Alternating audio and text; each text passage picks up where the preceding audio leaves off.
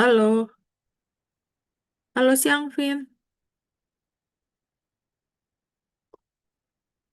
Halo, siang-siang cerita. Ya, siang, Vin. Thank you ya udah mau uh, nemenin aku hari ini. Kita akan ngobrol karena emang nggak bisa banyak yang kita share secara teknikal atau fundamental juga sih, karena marketnya kan emang lagi unpredictable ya. Kita boleh bilang unpredictable karena banyak hal-hal yang tiba-tiba keluar beritanya lah, yang ntar perangnya bentar damai, bentar perang lagi.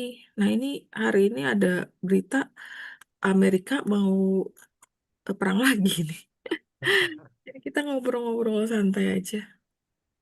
Ini mungkin udah Iya, jam 1.30. Aku langsung start aja kali ya, Vin. ya boleh-boleh cerita. Aku opening dulu ya. Halo, selamat siang semua. Apa kabar? Semoga kalian selalu sehat dan tetap stay cuan ya. Nah, jadi hari ini kita akan ngobrol santai sekaligus berbagi pengetahuan seputar topik yang udah kita siapin hari ini. Jadi khusus untuk smart retail investor dan masyarakat pasar modal yang ingin nambah wawasan serta pemahaman di bidang investasi bersama Alvin Tanasta, founder dari supercuansaham.id. Beliau adalah value investor. Tapi sebelumnya kita disclaimer dulu, setiap pembahasan saham di sini atau pembahasan apa aja hanya bersifat referensi atau bahan pertimbangan. Jadi bukan perintah beli atau jual karena setiap keuntungan dan kerugian itu menjadi tanggung jawab dari pelaku pasar modal dan semuanya ini hanya opini dari masing-masing, opini saya, opini Alvin. Dan saya ingin memperkenalkan lagi di sini Alvin sebelum kita udah pernah invite untuk ngobrol bareng juga. Jadi buat yang baru kenal, Alvin Tanasta adalah founder dari supercuansaham.id dan seorang value investor yang berfokus pada investasi jangka panjang berbasis analisis fundamental. Ia merupakan lulusan universitas di Amerika Serikat, US graduate, ex Popular Investor sekaligus fund manager di eToro, serta telah mengantongi sertifikasi WMI. Nah, baiklah, tanpa berlama-lama lagi, kita hari ini akan ngobrol santai nih dengan Alvin. Vin, kira-kira lu mau share screen dulu kayak atau mau apa gitu? Hmm. Oh iya, boleh-boleh, Ci. Mungkin what's happening in the market recently gitu kali aja ya kita ngobrol-ngobrol bareng ya. Benar-benar. Sebenarnya sih dari gue sih nggak terlalu perhatiin makro ya, karena kan memang value investor. Cuman ya mungkin agak helpful juga sih kita mengerti apa yang terjadi ya kan Benar. di dunia ini gitu sih. Cuman ya generally I don't pay attention banyak sih di makro. Cuman ya let's see bentar ya share screen ya. Ya, kadang-kadang market kayak gini mungkin selain buat trading jangka pendek, mungkin cocok juga nih buat orang yang ingin value investing. Jadi kan mungkin ini ya bisa buat nambah-nambah insight lah ya buat temen-temen yang udah menyimpan barang terus mau nambah. Nah, ini bagus banget sih. Iya, iya. Mungkin sebelum itu ini kita lebih ngobrol-ngobrol ngobrol aja ya kan ya cerita. Benar-benar. Bentar, Benar. mungkin silent HP dulu. Sorry. Hmm. Iya. Jadi tapi mungkin kita tahu ya, ISG ini kemarin sudah koreksi 40% ya. Cih, ini Hmm, gila banget benar. sih. Benar. Em, dan mungkin cerita yang jauh lebih lama di market ya daripada aku ya. But Mm-mm. kalau bagiku sih ini penurunan paling gila ya. Ini Mm-mm. lebih, menurutku lebih parah dari COVID. Karena let's say COVID kan ada alasan yang masuk akal lah ya. Orang pada Iya, panik, supply chain disruption gitu benar. kan. Toko-toko pada nggak buka gitu kan. Itu kan ada Iya. efeknya ke laporan keuangan gitu kan. Mm-mm. Ya kan. Dan memang banyak kemarin perusahaan-perusahaan itu kalau kita lihat fundamental ya, kita fundamental investor, ya di 2020 laporan keuangannya turun gitu. Mm-mm. Jadi banyak banget lah perusahaan itu kalau teman-teman lihat laporan keuangannya juga dia kayak 2019 naik, 2020 jeblok, 2021 baru naik lagi gitu. Jadi banyak yang skemnya kayak gitu. Jadi ya which is reflected on the stock price juga kan pada saat itu kita lihat S&P, ISG kan ada dip yang cukup parah, terus Mm-mm. habis itu naik lagi udah recover kan. Mm. Nah kali ini crash yang ini kan agak berbeda ya, Benar. Ji. Karena Iya. fundamental kan kuat, tapi em, entah kenapa ya jadi seperti ini gitu kan. Jadi Iya. menurutku sih memang krisis kepercayaan ya. Kalau dari Cirata sendiri gimana? Iya sih, lebih kayak Ya mungkin pertama dari yang mulai berasa berat tuh mulai dari Januari sih ya. Januari itu kan dari MSCI ya. MSCI 27 kita dibilang atau eh, kayak divonis gitu deh. Ah ntar lu gua frontier loh. Wah itu udah mulai kacau sih. Januari sampai sekarang dan kayak nggak selesai-selesai gitu. Blunder dari dari macam-macam lah ya dari kalau misalnya kayak COVID kan kita bisa nih kira-kira prediksi bottomingnya kapan. Nah yang susah kali ini kita nggak tahu bottomnya kapan loh, belum kelihatan loh. Aku nggak tahu nih makanya kan banyak tadi Hmm. atau kemarin nanya nih klien gue kapan sih marketnya rebound. Nah lu kira-kira tahu nggak atau bisa memprediksi nggak kira-kira bottomnya kapan sih? Nah, kalau bottom gitu agak susah ya karena Hmm, balik lagi nggak ada yang bisa prediksi itu dengan tepat. Tapi paling iya. nggak, let's say deket-deket bottom itu ya, ya sekarang kita udah deket-deket bottom karena mau turun Hmm, seberapa parah lagi gitu sih. Ini kan kita kemarin sudah sempat rally 20% nih dari mm-mm, chart, tapi kita ada turun lagi gitu. Nah, iya. namanya rally juga, dia kan nggak mungkin langsung rally terus ya tanpa ada koreksi Mm-mm, sedikit. Jadi ini menurutku it's just a short correction sebelum kita mm-mm, naik lagi gitu ya, karena mm-mm, tidak ada jalan lain selain naik kan. Kita ini udah parah banget. Jadi kalau kita lihat indeks-indeks yang lain, jadi posisi indeks kita sekarang ini tuh bahkan lebih rendah sebelum tahun 2019 kan. If we banget. look Iya. at other countries, S&P dan lain-lain, itu secara positioning mereka udah sangat jauh daripada tahun 2019. Udah mungkin 2-3 kali lipat Iya. itu sih. Jadi kita ini benar-benar lagging, dan kita lagging juga bukan karena ada krisis fundamental atau krisis ekonomi gitu. Jadi ya Mhm. ini Iya. eh, mungkin pertanyaan yang lebih tepat ya, kalau kita value investor ya sekarang harganya murah gitu. Tapi ya Mhm. how can we manage our portfolio supaya ya let's say ketidakpastian ini tetap terus berlanjut, itu portofolio kita masih kuat gitu sih, Ci. Ya. Mhm. Kalau Tapi dari kan sisi value investor ya. iya, tapi kalau misalnya lu demam bottoming kemarin kan kayak kita digantung kan sama MSCI bahwa nanti deh lu gua review lagi November. Kalau November lu nggak berubah, lu gua frontier. Selalu kan itu yang ditakut-takutin kan kayak. Jadi kayak ada overhang gitu. Jadi kita tuh nggak bisa beli se apa ya kayak kayak kita dalam keadaan misalnya kayak waktu itu COVID kan aku bilang kita tahu nih bottoming oh udah ada vaksinnya oh vaksinnya udah sampai di mana nah kita udah bisa memperkirakan kira-kira ini akan potentially selesai nah yang susah sekarang satu krisis kemungkinan itu kayak krisis kepercayaan kayak asing itu kasih some bad news tuh juga nggak nggak berhenti ya kemarin ya kita mau keluarin obligasi merah putih dibilang eh, uang kotor jadi kayak pemberitaan negatif tentang Indonesia juga kayak terus dipupuk gitu ada yang bilang kayak wah ini jadi begitu ada keluar berita itu di Bloomberg kemarin marketnya juga agak turun sih Kayak, jadinya jadi gue bilang sih juga terus mana kita kan lagi mau nunggu nih hasil dari S&P nih. Nah, lu denger something nggak on S&P rating atau gimana? itu belum terlalu ngikutin sih, Ci. Cuman Mhm, memang I think what's happening right now itu kan sebenarnya ya, pertama ini mungkin punishment ya dari mhm, foreign investor itu, karena market kita let's say dalam beberapa tahun terakhir ini tuh geraknya aneh kan. Ya ya. ini gerakannya ya, ini aku sudah sering bahas lah di konten di sosmedku kan. Agak Mhm, ya, mhm, maksudnya kayak beberapa company itu kan mhm, valuasinya nggak masuk akal ya kan. Ya, ya bukan lagi kelihatan ya, sepertinya ada yang menggoreng, tapi ya ya memang ada yang goreng sahamnya gitu kan. Jadi mhm, praktik goreng menggoreng itu kan mhm, jadi masif banget sampai eh, ya sempat ada saham gitu ya yang jadi nomor satu market cap di Indonesia ya, padahal labanya dikit gitu kan, mhm, compared to let's say Bank BCA atau perusahaan-perusahaan besar lainnya gitu ya.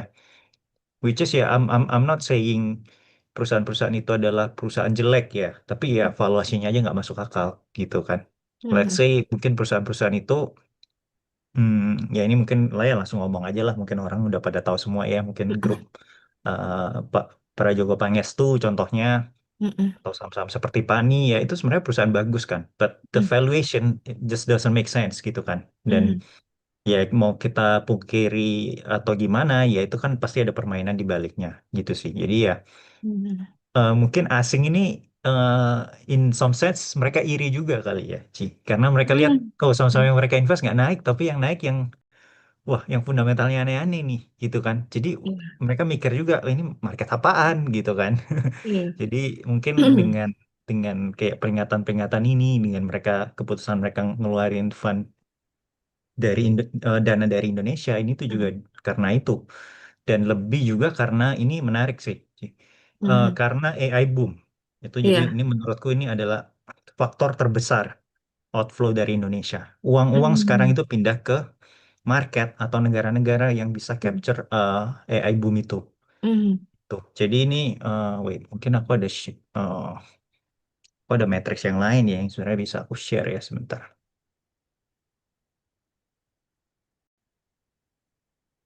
Hmm, hmm. Wait, mungkin sambil aku cari Iya. sheetnya sebentar ya. Iya. AI boom, sedangkan kita masih mungkin old economy ya, masih saham-saham manufacture, Iya, banking. betul. Jadi agak ketinggalan sih. Cuman ya kalau gue bilang kan bilang goreng-goreng ya. Ya goreng-goreng kayaknya ya memang sih. Tapi kan banyak juga kayak di luar juga banyak sebenarnya. Nah, Cuman betul juga. punishmentnya sih, Iya, punishmentnya betul. sih berat banget sih gue bilang. Kali. Ini iya, iya setuju Ci. Karena let's say kita eh, Tesla, apa saham Tesla itu nggak digoreng, Nah ya itu. kan? Karena Tesla ngomong kita Tesla aja, it- itu perusahaan otomotif terbesar di dunia. Mm-mm. Market cap-nya itu berapa ya? 5 sampai 10 kali Toyota ya. Tapi Mhm. car production-nya itu sepersepuluhnya Toyota kalau nggak salah. Teman-teman Iya. bisa cek ya. Mm-mm. Tapi teman-teman get the uh, idea lah. Jadi Iya. ini perusahaan laba omsetnya sepersepuluhnya Toyota, tapi valuasinya 10 kali Toyota. Lah, Mm. nggak masuk akal gitu kan? Ya Mm-mm. ini Tesla ya. Kalau kita ngomong goreng apa enggak, ya digoreng juga ya. Mungkin Elon Musk ini pinter cari caranya ya supaya dia keep Benar. harga Tet- sahamnya di atas terus gitu kan. Iya, iya. Em, tapi mungkin ya nggak kayak praktik kayak gini nggak banyak orang yang bisa lakuin mungkin ya di Amerika dan mungkin terbatas ke orang-orang itu aja gitu kan.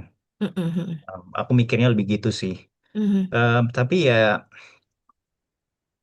ya balik lagi ya mungkin asing ini punya penilaiannya sendiri dan ya sebenarnya ya karena ini jadi kita lihat ini 45% sih dari Mhm. S&P itu sekarang itu dikuasai sama AI link stocks. Ini Oh sempat iya. aku jelasin ke member-member ini di beberapa eh, presentasi kapan hari ini. Jadi kayak Nvidia itu weight-nya sekarang 7% dari S&P. Mhm. Jadi let's say nih, Nvidia nih turun, eh, let's say Nvidia turun berapa ya? Mungkin kita gampang-gampangin aja lah. Eh, Nvidia turun 10%. Berarti Mhm. S&P akan turun 7 dibagi 10. Jadi turunnya S&P eh, hampir 1% dari Nvidia aja. Belum ini kalau Nvidia turun, pasti yang tech-tech lain kan juga ikut turun nih. Mhm. Gitu. Jadi efeknya ini yang aku takutin juga sih. Lebih Mhm. ke S&P nih kalau koreksi, AI stocks ini koreksi, Mhm. itu bakal cukup cukup sakit. Tapi Mhm. bagusnya kan kalau koreksi ya berarti dananya harus keluar lagi kan. Nah, Iya, itu keluar data. menurutku itu bakal inflow lagi, sorry, inflow lagi ke Indonesia. Jadi ke market-market konvensional. Ya contohnya Indonesia ya kan kita nggak bisa capture opportunity sama sekali ya. Perusahaan Iya, semiconductor kita nggak punya. Kita iya. paling maksimal itu IMS itu kan sahamnya PTSN. Itu kan dia Mhm. ngerakit Mhm. laptop, gadget. Tapi perusahaan IMS itu dia nggak dapat em, benefit dari AI boom karena kan dia cuma ngerakit. Kalau suplainya Iya. habis, RAM mereka habis, ya mereka nggak bisa ngapa-ngapain. Mereka Mhm. nggak bisa ngerakit laptop atau apa karena yang Mhm. benefit dari AI boom ini ya perusahaan tech seperti ini ya yang desain chip, eh, ya produk-produk tech sama semiconductor yang bisa produce RAM gitu-gitu. Jadi RAM sama chip. Itu kan makanya kita lihat indeks Korea, Samsung itu kan naiknya gila-gilaan. Iya, gila. Eh, di Malaysia juga pada naik gila-gilaan, semikonduktor itu, Hmm. at least kebanyakan dalam 1 tahun Hmm. terakhir itu naiknya 100% perusahaan Hmm. semikonduktor. Hmm. Itu sih. Asih, asih. Emang kita masih old economy sih. Jadi paling mungkin kalau tadi kan PTSN nggak liquid ya. Jadi kalau gue bilang dari asing bukan valuasi sih, lebih ke likuiditas sih. Karena some stock yang kemarin ada masuk MSCI kan liquidity is very thin. Karena Hmm. tipis mereka mau jual beli nggak bisa gitu. Ya. Terus nggak tahu dengan ada pembatasan kayak ARB gitu juga jadi concern mereka nggak atau kayak FCA soalnya kayak kemarin Goto kan keluar dari FTSE kan tapi sampai sekarang nggak bisa keluar juga tuh masih ARB kan. Nah, itu aku rasa sih lebih concern ke sana sih. Valuasi, I think is one thing ya. Mereka mungkin masih bisa justify, oh mahal kalau misalnya contoh kayak brand mungkin ya. Ini perkiraan aku doang. Oh mahal valuasinya. Tapi kan dia punya eh, satu geothermal yang nggak bisa direplikat orang lagi, which is ya one and only. Jadi ya udah, lu memang Ya. mahal, tapi lu punya something yang orang nggak bisa bikin lagi gitu. Itu masih bisa dijustifikasi. Tapi kalau likuiditas itu udah susah. Gue mau masuk, gue mau beli susah, gue mau jual susah. Nah itu mungkin lebih lebih ke sana sih kalau aku rasa ya. Iya, iya betul ya itu setuju juga sih Ci karena ya free float itu kan kalau Mhm. susah kan dana asing ini kan besar banget ya. Ya namanya Iya. kebanyakan ya kita ngomong asing itu kadang mungkin investor retail yang pemula gitu mikirnya oh ini ada bule kaya banget gitu ya enggak ya sebenarnya asing itu kita Mhm. ngomongin ya index fund kan. Index fund ya Mhm. uang banyak orang gitu ya. Yang Iya.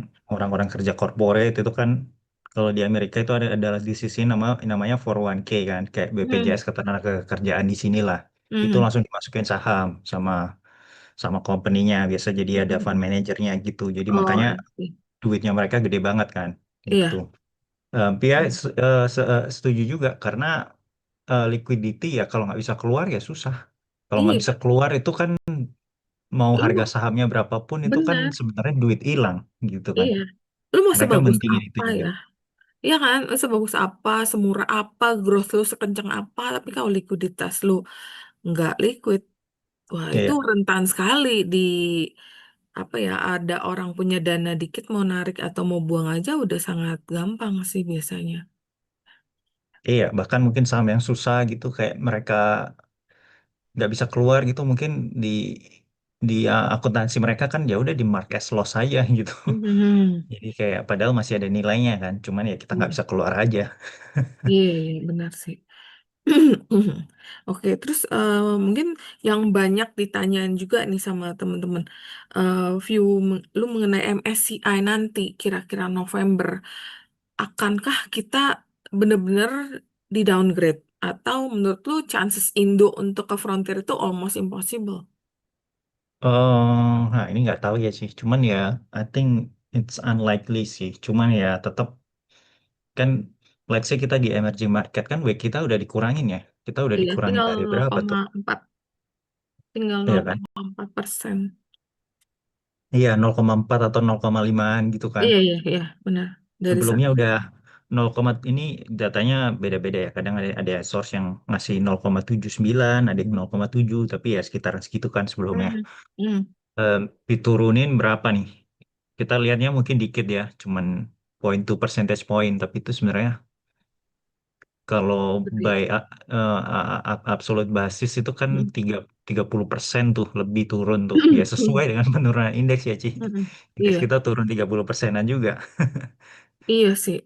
Nah itu terus ada yang menarik juga nih kemarin ada yang ngepost bu di grup gua tuh ada yang ngepost retail katanya ya udah nggak apa-apa deh kita ke Frontier kita main sendiri di sono masalahnya nggak segampang itu lu kira turun ke Frontier kagak sakit apa itu kan gila lu outflow-nya bakalan gede banget loh Hmm. jadi kalau kayak gitu kan ya kalau bisa sih jangan sampai turun lah. Kalau misalnya sampai turun sih kacau loh itu. Uploadnya gede banget sih. Nah, menurut lu Iya. kalau misalnya chances itu kan almost nggak mungkin kata lu. Tapi kalau misalnya ada sampai amit-amit nih, sampai kejadian, menurut lu gimana sih view lu bakalan I think bearish banget? um, I think kalau kita value investor ya sebenarnya sama aja kita lihatnya. Kalau saham murah ya ya kita beli. Beli. Cuman Hmm. ya balik lagi ya kita nggak tahu ya flow-nya kayak gimana kan belum tahu. Misal Hmm. let's say diturunin ke Frontier juga nanti porsi ke dari Frontier itu berapa itu kan kita nggak tahu juga tuh. Ya kan? Hmm. Kayak Hmm. Vietnam sekarang kan porsinya di Frontier kan gede, gede tuh, ya kan? Iya. Dia kayak berapa 40 persenan atau berapa dari total Frontier gitu kan, Hmm. ya kan? Nah ini Hmm. nggak tahu nih hitung-hitungannya gimana. Mungkin teman-teman kalau yang tahu bisa ngitung-ngitung juga kan, Hmm. ya kan? Iya. Apakah let's say 0,5% di emerging market itu lebih jelek dari let's say 40% di Frontier gitu kan? Ya kita nggak tahu Hmm. kan. Ya itu harus Hmm. ngitung-ngitung lagi tuh. Ya kan, Hmm. kita turunin di Frontier, tapi di Frontier kita jadi berapa bobotnya gitu kan? Karena di emerging market kita ini kecil banget, jadi kayak kita 0,5% gitu ya. Jadi ini fund asing, ini ngejual semua saham kita bodo amat gitu ya. Iya. Iya. Itu kayak 0,5% gitu ya. Jadi ibarat teman-teman nih punya 100 saham di Porto, ya 100 juta. Teman-teman Indonesia ini 500.000. Jadi Hmm. mereka mau jual semua juga bodo amat gitu ya. Cuman kita yang yang koar-koar ya, Hmm. kita yang hancur jadinya ya. Karena kan Hmm. kebanyakan rakyat Indonesia ya nggak ada investasi saham. Jadi akhirnya eh, ya harus ada asing yang angkat market kita ya. Karena cuman nggak nyampe 5% dari populasi kita invest saham. Dan Hmm. kalau ada Hmm. investasi pun disposable income-nya nggak segede orang luar ya kan. Orang Iya. Amerika rata-rata gaji mungkin 50-70 juta, Udah 20 masuk. juta bisa invest di market. Nah, orang Indonesia gaji UMR 5 juta, 5 juta Waduh. invest di market berapa? 1 juta ya. Nggak 1 juta Iya. versus 20 juta ngangkat apa gitu Hmm. kan. Hmm. Hmm. Itu Iya sih. sih. Iya sih. Terus padahal ya kalau kita di emerging market ini kan udah dari tahun 89 ya. Terus yang lucu yang dia komplain tentang apa translate in English itu katanya nggak ada dalam bahasa Inggris. Selama 30 tahun lo kemana aja gitu kan. Kan aneh gitu. Aku berasa kayak dicari-cari juga sih kayak Ya. semua alasan itu agak sedikit dipaksain. Walaupun kita udah eh, kita harus apresiasi bahwa dari OJK, dari IDX, dari KSE itu udah berbenah sedemikian cepat ya langsung mereka gercep melakukan apa yang harus dilakukan. Walaupun mungkin buat masih ada kekurangan yang mudah-mudahan sih jangan sampai sih. Takutnya outflow-nya itu atau beritanya itu yang kena nanti kayak bankingnya dulu sih. Karena kan yang the biggest market cap sekarang banking sektor. Kan kalau yang konglo-konglonya kan udah sebagian udah keluar kan. Jadi yang paling gede kan di sana. Nah, terus sekarang kalau misalnya lu kayak pegang, kan lu bilang lu value investing ya. Sekarang lu pegang apa sih yang untuk long term yang masih ada secara valuasi menarik atau fundamentalnya kuat? Banking. Iya, kita kita jujur kita banking sebenarnya ya kita ada banking, cuman Hmm. banking di ya ini teman-teman bisa cek juga ya di porto kita. Cuman di ya www.supercuansaham.id itu jadi di situ uh, gua nge-share porto gua langsung ya teman-teman. Bisa di track juga performanya dan lain-lain. Em, jadi porto gua itu turunnya aku baru ngitung nih tadi pagi sih. Hmm. Hmm. Jadi year to date itu minusnya cuma 10%. Hmm. Hmm. Hmm. 10%. ISG 32. Oh, oke dong. Iya. Jadi kita turunnya cuma sepertiga ISG. Dan Oh. kalau nggak percaya teman-teman bisa cek aja. Ya, langsung ke website aja. Kalau memang hitungan gua salah, gua balikin duit kalian gitu aja. Em, tapi memang banking turunnya lebih parah sih. Jadi banking itu Hmm. kita cap memang ini kayak prinsip dari gua ya. Hmm. Itu satu sektor nggak boleh lebih dari 25-30%. Jadi Hmm. banking itu paling tinggi mungkin kita 30% dari porto. Hmm. Tuh. Oh, banking lo 30% daripada portfolio. Lo. Iya, 25 Berarti, sampai 30 sih. oh, berarti sisanya, Kalau sisanya macam-macam, ada tambang, ada consumer goods, yang aneh-aneh juga ada em, hmm, transportasi, eh, teknologi ada juga. Gitu Hmm, sih. Dan memang yang lebih ngangkat porto yang lain-lain karena banking kan turun ya. Tapi iya. gua juga ada bank itu, tapi nggak semua bank itu turun juga sih, Ci. Hmm, Em, yang jadi nggak nggak tuh, semua banking turun. Big bank turun, yes, ya, iya. ya itu dia turun. Tapi nggak semua bank turun. Jadi bank, em, ya ya udahlah, Danamon. ini gua spill aja lah. Maksudnya nggak apa-apa satu saham. NISP contohnya kan Oh, oke. nggak Ha, ha. nggak turun tuh, ya itu dia. Oh, oh, oke. NISP mungkin Bank Danamon juga termasuk yang nggak terlalu banyak turun. Iya, malah naik kayaknya Mas Yan, year to date. Iya, karena ada berita yang kemarin kan antara mau merger di eh, di apa ya itu namanya inbrand ya sahamnya ya. Hmm. Ini termasuk saham yang DSSA termasuk yang lu invest juga. Oh, enggak. Ini cuman shit aja yang kemarin yang outflow. Mhm. Kita sempat jelasin ke member sih. Hmm. Brand DSSA nggak pernah invest sih. Oh, oke. Karena Kalau secara brand Heeh. harganya lebih murah lagi sih jadi menarik sih. Cuman aku masih udah turun banyak kan. Aku pengen lebih Hmm. murah lagi tuh brand. Kalau brand lebih Hmm. murah lagi mungkin aku beli. Tapi selama Hmm. ini kan ya, ya teman-teman mungkin tahu ya. Kalau kontenku ya pokoknya Iya. over value ya aku nggak beli gitu ya. Jadi jangan jangan keluar dari prinsip investasi gitu kan. Oh, oke. Dan Yang sekarang lu kayak lihat, value investing terbukti heeh, juga kan Ci. Jadi kayak market turun parah banget, kita turun cuma sedikit. Jadi gap gap kita semakin tinggi gitu sih. oke.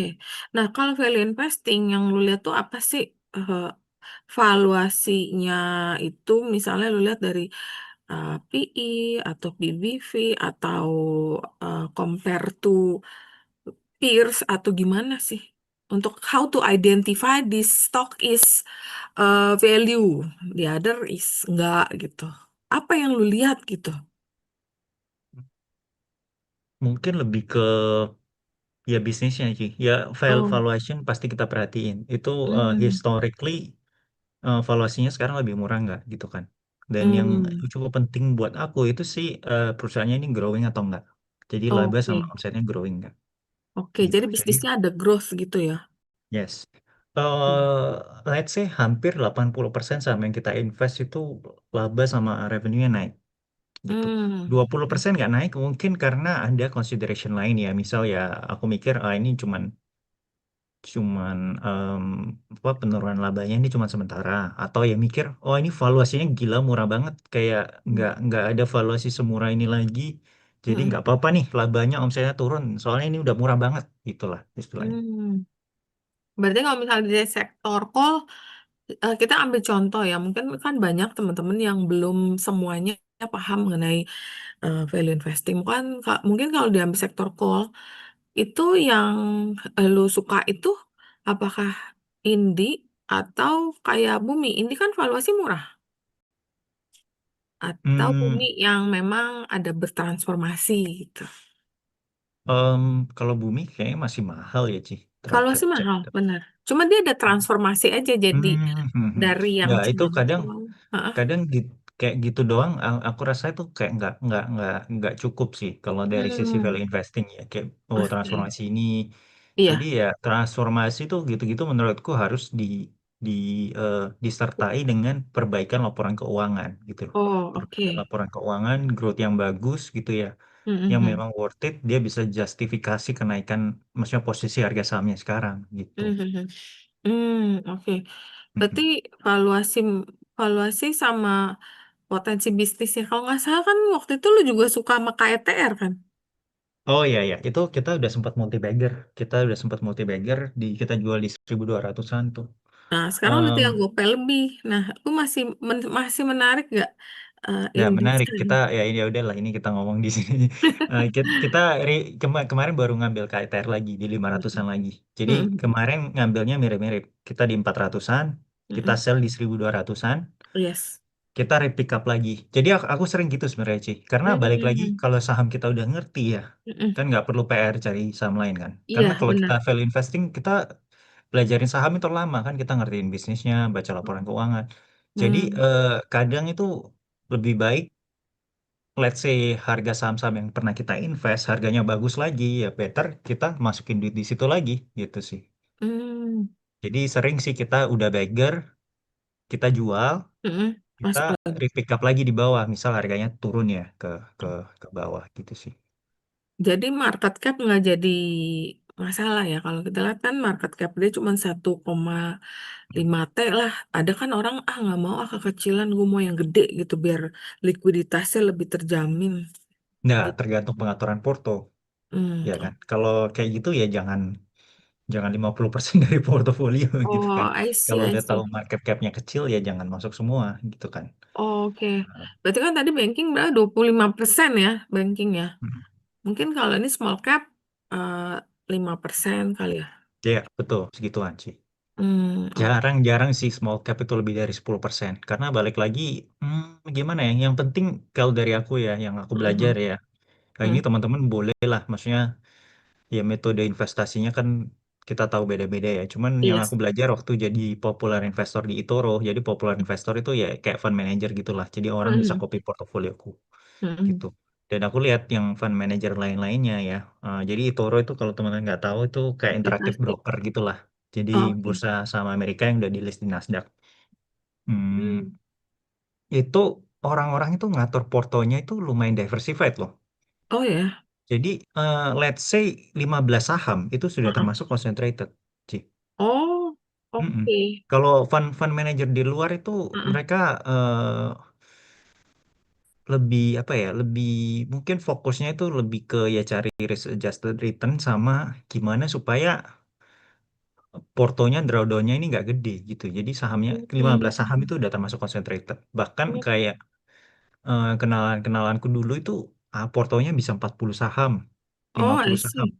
Dan Huh. ini bukan 40-50 saham doang ya. Kadang itu kan dia nggak semua saham. Jadi ada yang ETF. ETF Mm-mm. sendiri itu kan Mm-mm. dalamnya kan udah ada ratusan saham lagi kadang kan. Ada Mm-mm. puluhan atau ratusan ya tergantung ETF-nya apa ya. Mm-mm. Jadi diversified banget. Dan ini yang orang Indonesia sering salah menurutku itu porto kita diversified bukan berarti kita nggak bisa dapetin return bagus loh. Jadi Iya. ini yang orang salah. Benar. Karena diversified kalau saham-saham kita yang banyak yang naik dan Huh. sedikit yang turun, ya kan Huh. sama aja, bagus gitu loh. Jadi banyak Iya. orang, oh kapan naiknya kalau sahamnya banyak banget gini gini gini. Benar, benar. Wah, ya enggak lah. Justru coba lihat tuh, yang portonya cuman isi 2 3 saham, tahun ini Huh. tekor nggak? Iya. Saya yakin rata-rata tekor, ya Iya, kan? iya. Benar tuh dulu. Jadi gini dulu tahun berapa ya? Waktu COVID ya ada klien yang bilang ya udah kamu kalau beli nanti sekalian beliin karena nggak keburu nelpon kan marketnya waktu itu bergeraknya begitu cepet ya. Terus ya udah deh, aku pikir ya udah habis beli aku report. Cuman kan karena aku memang suka beli saham tuh banyak gitu, memang ya seperti kamu bilang kayak semuanya kalau lagi bagus kan banyak pilihan yang bagus-bagus. Jadi nggak mungkin kayak satu nih aku nggak beli deh kayaknya sayang, ada cerita juga Hmm. tersendiri. Ya udah aku beliin, otomatis portonya jadi banyak. Dikomplain lah sama temennya dia, which is salah satu fund manager. Dia bilang, kenapa sahamnya banyak? Lah, sahamnya banyak makanya porto dia waktu aku beliin waktu itu sampai beggar 3 kali. Lah, kalau memang jelek, aku punya strategi harusnya kan nggak naik. Kenapa ini mana naik? Terus wah dikomplain ini itu. Ya udah aku bilang ya udah kalau gitu kamu manage aja karena memang kita punya trading style kan nggak bisa disamain ya. Mungkin ada orang yang terkonsentrasi 2 atau 3 dia nggak bisa main lebih. Ya udah nggak apa-apa sekali jackpot mungkin gede. Tapi kalau kita yang pilihan samanya banyak mungkin jackpotnya menurut aku kadang kalau lagi marketnya bagus lebih sering loh dan lebih bisa cuannya lebih gede kayak tadi kamu bilang karena yang satu misal contoh kayak TR kamu Beggar terus pada saat itu ada saham kamu lagi waktu itu apa ya Indi ya waktu itu ya ada juga yang Beggar kan naiknya juga kenceng nah coba kalau pegangnya cuman dikit kan berarti Hmm. kalau lagi nggak tren nggak lagi main nggak Ya, jalan-jalan loh. ya, itu memang apa ya, mindset orang Indonesia yang aku lihat agak salah sih. Karena kalau kita baca buku investasi ya ini mungkin karena literasi rendah juga ya. Kayak kita baca buku Benjamin Graham itu lebih ekstrim lagi sih, Ci. Kayak Hmm. em, diversifikasinya itu lebih ekstrim. Jadi jangan mikir Warren Buffett, Benjamin Graham itu nggak ngajarin diversifikasi ya. Itu nggak, mereka Hmm. ngajarin banget gitu ya. Hmm. Eh, Definisi concentrated sama diversifikasi orang luar sama Indonesia ini kayak off banget deh. Kayak karena Hmm. di Indonesia ini kadang aku ngobrol sama orang 5-10 saham itu udah kebanyakan katanya. Lah, Iya. wah, ini di luar ini sudah sangat sedikit gitu. Ini concentrated dan resikonya gede gitu loh. Dan kalau kita baca buku itu The Intelligent Investor, Benjamin Graham itu Hmm. nyaranin eh, minimal itu ada 15 atau 10 saham deh. Hmm. Dan ini lebih ekstrim lagi role-nya si Benjamin Graham. Tapi sebenarnya Hmm. Warren Buffett ternyata nggak ngikutin sepenuhnya juga gitu kan. Jadi Hmm. rule satu ini teman-teman baca buku The Intelligent Investor, satu saham nggak boleh lebih dari 10% dari porto weightage-nya. Oh Nah, itu gitu. kan ekstrim. Kalau aku Hmm. sendiri, kadang Hmm. ada saham yang lebih dari 10% gitu kan. Let's Hmm. say conviction lumayan tinggi ya, ya Iya. udah 15%, 20%, kadang ada. Oke. Itu Oke. Benjamin Graham malah lebih ekstrim lagi.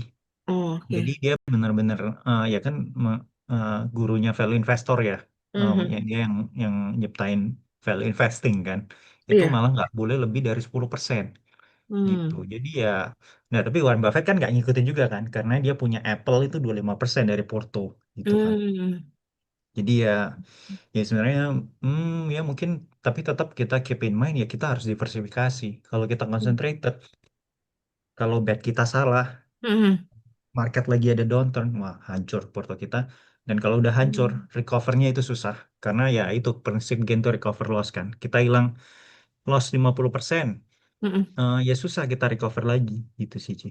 Hmm.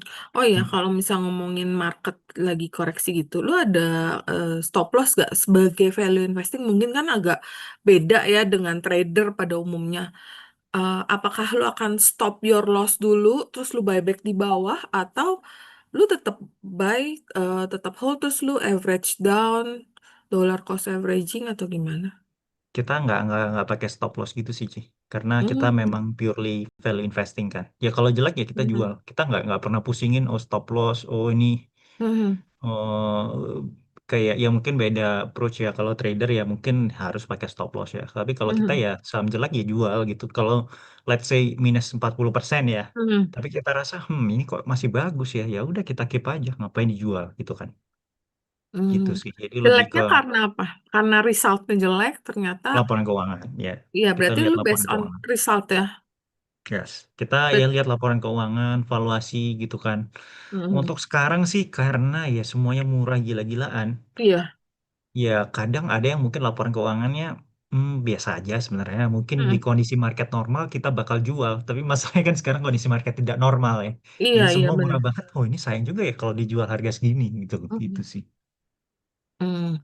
Terus ini kan ada juga ya orang yang kayak, oh marketnya sekarang kayak jelek nih. Ada yang pindah ke US market karena US market kan lagi booming Ya, gila-gilaan ya. itu, nah ini menarik sih. Ini Ah, menurutku orang-orang banyak salah langkah ya. Sebagai benar. orang yang pernah jadi fund manager ngatur porto sama Amerika ya, Mhm. orang kebalikan gitu loh. Kalau lu mau rebalance banyakin di saham US ya jangan market Indonesia pas kayak gini gitu loh. Hmm. Itu kan Hmm. jadi buy high sell low kita. Buy high sell low kita pindah ke Iya. market yang udah lebih tinggi gitu. Kayak Nah, nggak make sense sih. Itu iya kayak iya. ya udahlah orang Indonesia nih makanya kadang gue kok wah ini aduh kadang ya ini sorry ya kayak kadang nggak Ih, pakai otak gitu loh. Kayak benar. takut panik-panikan, FOMO-FOMOan gitu loh. Iya. Let's say memang dari awal mereka mau invest saham US ya sudah allocate budget di situ gitu loh. Oke, ya mungkin let's say ke depannya oke kayaknya gue mau diversifikasi ke saham US ya bisa juga gitu kan. Gue Mhm. juga ada saham US kan Ci. Ya Mhm. tapi kalau let's say uangmu yang sudah di market sini dan memang investasinya udah benar ya jangan ditarik karena market sekarang lagi murah kok malah ditarik gitu kan malah takut-takutan. Makanya, Itu menurutku makanya. nggak rasional sih dan Agak orang-orang telat. tipe seperti Iya. itu ya nggak eh, dari pengalaman ya lihat Mhm. dan edukasi banyak orang itu posisinya bakal di situ-situ aja dia nggak bakal kemana-mana dia Hmm. kayaknya bakal segitu-segitu aja portonya bakal segitu-segitu aja. Udah. Iya sih, makanya gue juga banyak temen gue, ah gue mau pindah aja mau ke Korea katanya. Lah kemarin Korea digebuknya setengah mati, apa nggak puyeng tuh kayak gitu. Jadi ya Itu indeks Korea tuh naik 100% lebih tuh gila dalam satu sih. tahun terakhir kita mau masuk baru setelah dia udah naik 100% itu sih. Makanya, Aduh, ya ya nggak tahu lah. Cuman kalau value investor yang kayak Benjamin Graham juga ya kita jangan jangan FOMO, jangan ngikutin hype. Jadi kalau market lagi nggak rasional ya jangan masuk. Itu sih simple ajarannya sebenarnya. iya sih. Jadi ya tetap tetap di market juga kan, market Indo kan, karena kan memang sekarang valuasi murah ya. Jadi memang kita sih nggak tahu ya kapan bottomingnya, kapan eh, market tuh bener-bener rebound yang seribon-ribonnya kita nggak tahu sih. Tapi ya Betul. inilah market kan, banyak kan kemarin juga ada narsum aku yang bearish banget. Terus ada juga yang nggak setuju, tapi kan ya itu opini orang ya. Terus sudah gitu memang market kan kita nggak tahu kapan itu rebound. Karena market itu kan sering aku bilang bukan matematik ya, Vin. Bukannya satu plus satu pasti dua. Ya. Market itu unpredictable, bisa ada satu berita yang bisa merubah semuanya seperti juga MSCI ya kita Januari tuh lagi tajir-tajirnya gila itu lagi market kita lagi bagus-bagusnya portonya lagi gila-gilaan mana nyangka ternyata 27 Januari semuanya berubah kan jadi emang ya udah low begini sih emang tetap harus di market sih nah jadi menurut lo di IHSG kayak gini second half itu masih cautious bullish atau bearish. I think kita kalau dari aku pasti bullish sih, Ci. Cuman bullish kita hati-hati juga. Jadi kita Hmm. kita tetap nggak bisa nih invest di saham yang aneh-aneh gitu ya. Hmm. Ya ini mungkin ini ya not financial advice juga ya. Tapi Iya. ya banyak orang yang mungkin reach out ke gue bilang oh portonya minus di saham-saham ini. Gitu ya saranku selalu sama. Jual semua, ulangin Mm-mm. lagi dari awal. Nah, kadang Mm-mm. aku nggak tahu kenapa Ci. Ini mungkin kayak Mm-mm. kurang kurang berpikir ya, kurang Mm-mm. berpikir logis, kurang Mm-mm. finansial literasi. Mm-mm. Orang itu mikir kalau mereka jual loss itu sayang. Lah, padahal kan jual loss itu kan jadi uang. Jadi uang, uang bisa dimasukin ke aset yang naiknya bisa lebih banyak, gitu Iya, kan. iya, Ini aku kadang nggak ngerti juga mindset orang Indonesia, takut cut loss. Jadi iya, kalau benar. ya takut cut loss saham bagus ya, ya oke. Tapi ini kan takut cut loss saham jelek. Jadi Iya sih, Jadi kayak, kan uangnya sama aja.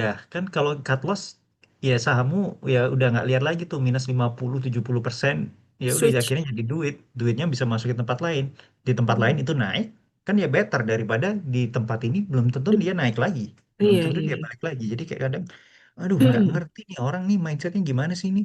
Harus disekolahin lagi atau gimana gitu. Kadang aku mikir juga sih.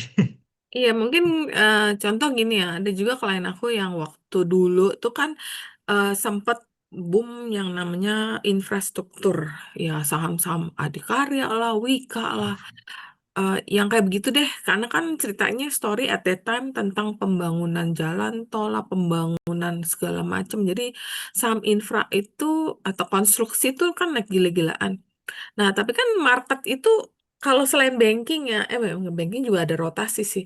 Kalau udah kelar story-nya, ternyata end up-nya malah utang jadi nimbun. Berarti kan secara fundamental juga jadi jelek kan. Itu sampai sekarang nggak Keluar. mau dikat. Nggak mau dikat. Wah, iya kan? Iya, itu itu mungkin ada beberapa yang udah di the listing juga kan kalau di the listing ya iya. duitnya jadi nol kan Ci. Hilang. Nggak mau di-cut. Hmm. Padahal aku sering bilang, Pak ini kebanyakan. Mungkin oke deh if you want to retain dari, kan satu sektor kadang ada empat Iya. yang rame gitu misalnya. Atau empat yang rame kayak Wika, Waskita, Adikarya, PTPP. Itu bisa empat-empatnya dibeli. Ntar keturunannya anaknya PPRE apa itu juga dibeli. Nah, kalau mau keep, mungkin keep satu atau dua aja deh gitu. Sisanya ntar di-cut aja, ditukar switch Nggak ke mau ya. nggak mau.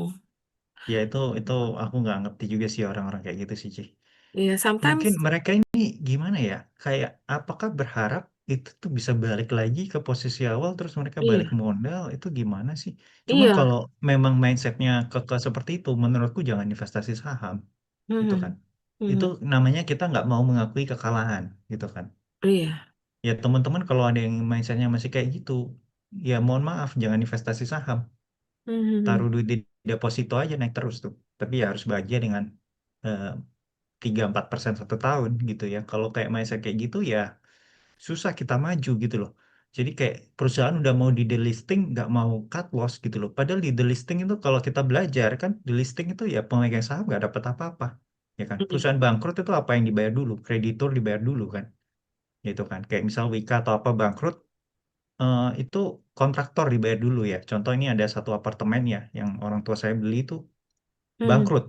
Hmm. Itu jadi apartemennya itu masih ada utang ke BUMN itu, BUMN Hmm. Karya itu, Hmm. Wika atau apa ya, agak lupa ya, udah agak lama.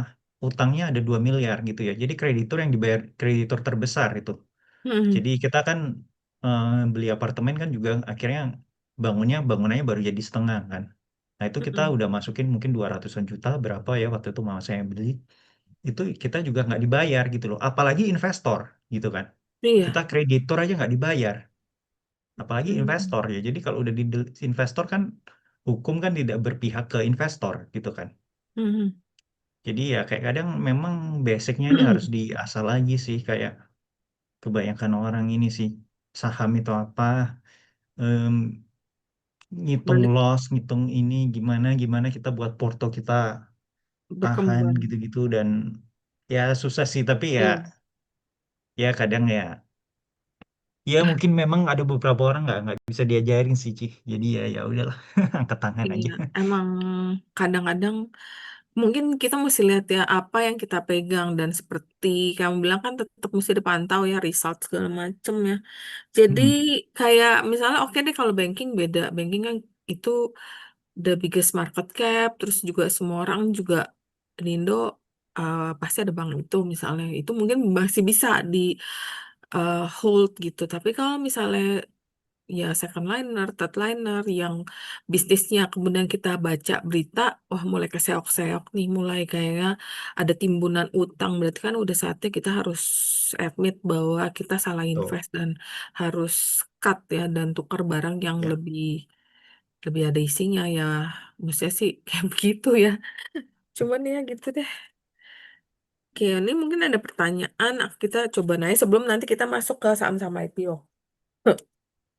Nih, apakah estimasi rupiah bisa menguat terhadap USD dan seberapa rupiah bisa menguat mengingat pemerintah sudah melakukan banyak hal seperti menaikkan interest rate, tapi rupiah tuh masih di range 17,8 hingga 18,5. Rupiah juga berkorelasi dengan IHSG. Nah, gimana, Vin? Oh, estimasi rupiah bisa menguat berapa itu ya pertanyaannya tadi. Iya, apakah bisa menguat nggak sih sama US gitu? Padahal Ini kita udah menurutku naikin ya. suku bunga nih, Mm-mm. gitu kok Iya, kayak nggak menurutku benar. ya, Mm-mm, opini pribadi ya, ya mm-mm, balik lagi kan apapun bisa terjadi di market, mm-mm. jadi bakal menguat, tapi ya menguat nggak bakal banyak. Ya Iya, kenapa menguat ya suku bunganya udah berapa, udah benar-benar. dinaikin 1% itu Ci. Jadi Dan view ke depan sekarang dengan gubernur The Fed yang baru sama inflasi yang tinggi kan suku bunga US sudah bukan arahnya dovish nih, arahnya hawkish hmm, akan naik. Jadi kalau mereka naik, kita juga rupiahnya jadi tertekan nggak sih? US-nya jadi menguat. bentar Ci, aku ambil charger ya, laptop mau Mm. mati. Oke, oke. Iya.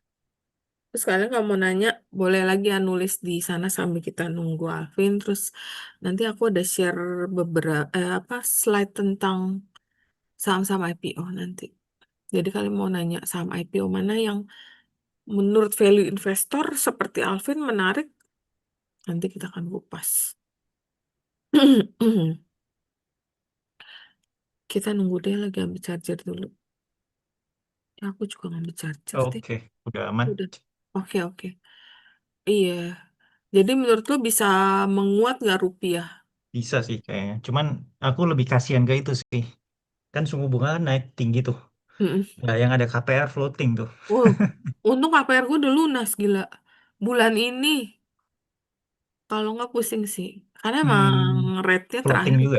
Iya, jadi kita ditawarin gini, flat di awal. sisanya itu floating 3 tahun kalau nggak salah. Waktu itu sempet mau aku lunasin, terus aku pikir ah ngapain lah gue lunasin, mendingan duitnya gue puterin di market. Jadi bayar aja cicilan per bulan. Ya emang naik sih, tapi kan nggak terlalu signifikan ya waktu kemarin. Ya sekarang sih lumayan sih kalau masih ada sih, untungnya udah lunas. Iya, kelihatan juga sih ini kenaikan suku bunga ini efeknya. Jadi orang daya beli mungkin ya, orang males Mm-mm. kredit Mm-mm. kendaraan, Mm-mm. ya purchase-purchase besar seperti rumah, apartemen itu. Ini kan aku kan punya beberapa apartemen sih.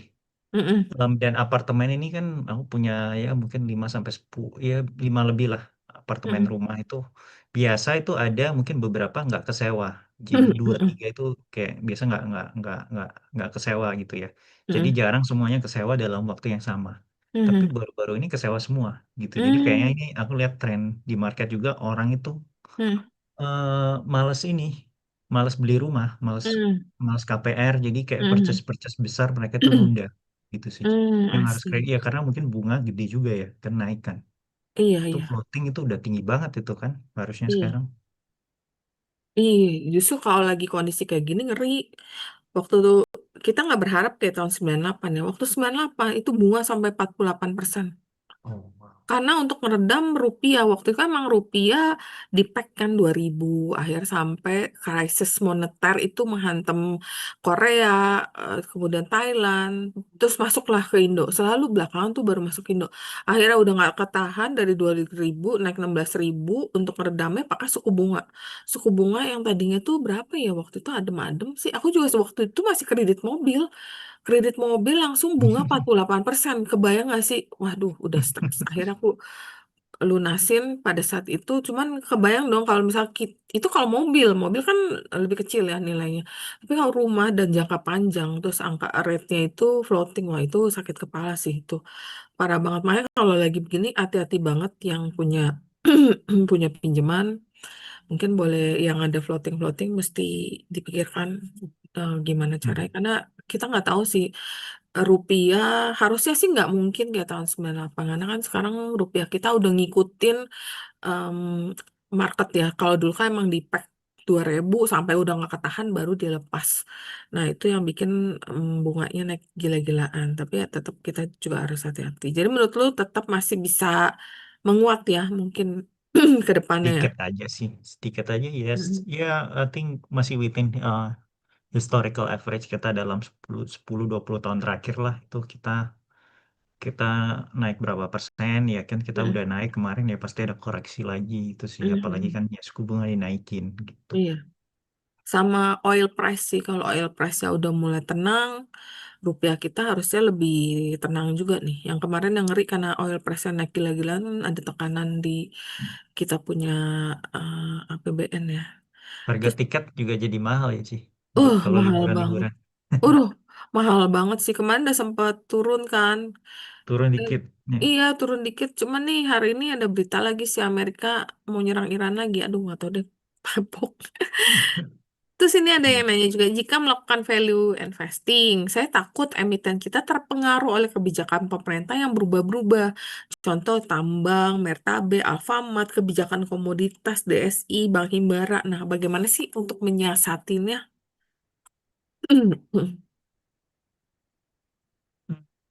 Iya kalau kita sih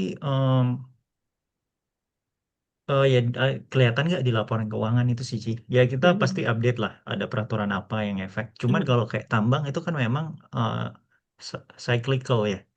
Jadi Cyclical. memang bisnis yang cyclical ya nggak bisa kita pegang terus-terusan gitu. Jadi mungkin kita invest juga kita ada time frame sendiri. Jadi let's say ya udah Hmm. kita memang pegang ini ya 2 3 tahun karena cyclical kan tapi bukan karena memang kita kita lihatnya gitu sih lebih ke karena ya perubahan itu memang direfleksiin di laporan keuangan kan. Jadi Hmm. kadang labanya tinggi, labanya turun ya kalau labanya turun ya kita jual gitu sih.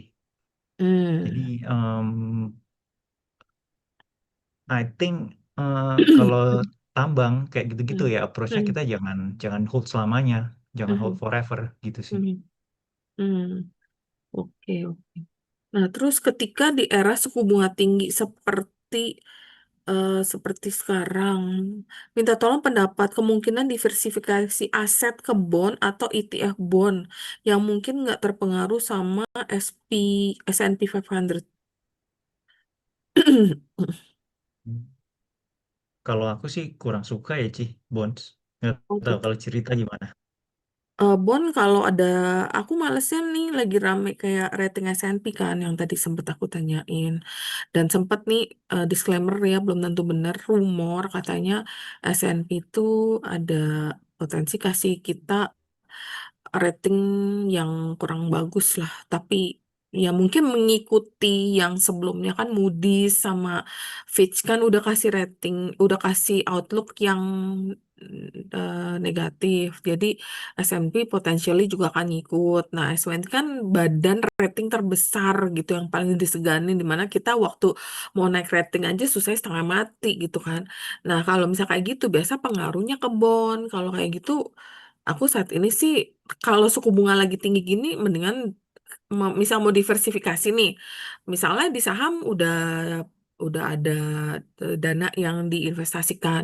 Dulu misalnya kemarin kan aku taruh di reksadana, Deposito. mendingan sekarang deposito bunganya lebih tinggi untuk sementara. Cuman ya tetap kalau lagi kondisi lagi nggak enak sih ada risk juga karena kan yang dijaminkan maksimum 2%, Dua. 2 M doang kan. Iya, betul. Sama bunganya nggak boleh lebih dari berapa persen, kan? Iya, Ya nggak? iya. Ada yang ngasih 7 sampai 8. Jadi ya makanya ya semuanya ada risk dan reward sih ya. Jadi serba salah sih. Tapi bond untuk saat ini sampai review S&P keluar kayaknya aku nunggu dulu deh. Kalau udah ada reviewnya baru deh nanti masukin lagi eh, ke Iya. aku biasa sih beli reksadana sih. Jadi aku males beli bond. Biasa aku Reksadana obligasi pasar iya, uang ya. iya. Hmm.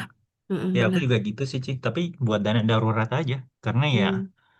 ya memang returnnya kan kecil ya. Jadi ya Iya, returnnya kecil. aset buat growth ya, ya saham, Iya. saham, saham Indo, saham US. Kalau Mhm. kalau gitu-gitu sih aku buat dana Nggak ada darurat growth. aja. Itu Hmm. aku sih buat ini cuan di saham. Biasa aku masukin ke sana. Kenapa? Biar Oh, nggak overtrade. Kalau nggak kan oh kalau nah, iya kalau trader compounding. mungkin itu bagus ya. Iya, compounding. Kalau nggak kita makin ganas main. Kalau market bullish itu beda. Itu nggak apa-apa. Kita compoundingnya market lagi uncertainty-nya lagi tinggi, Hmm.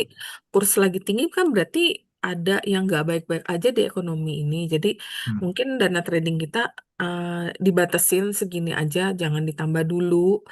Jadi kita kalau amit-amit ada salah trade atau ada nyangkut, nggak terlalu gede ke gulungnya. Nah itu biasa aku Hmm. pindahin ada cuan masukin ke reksadana pasar uang saat ini.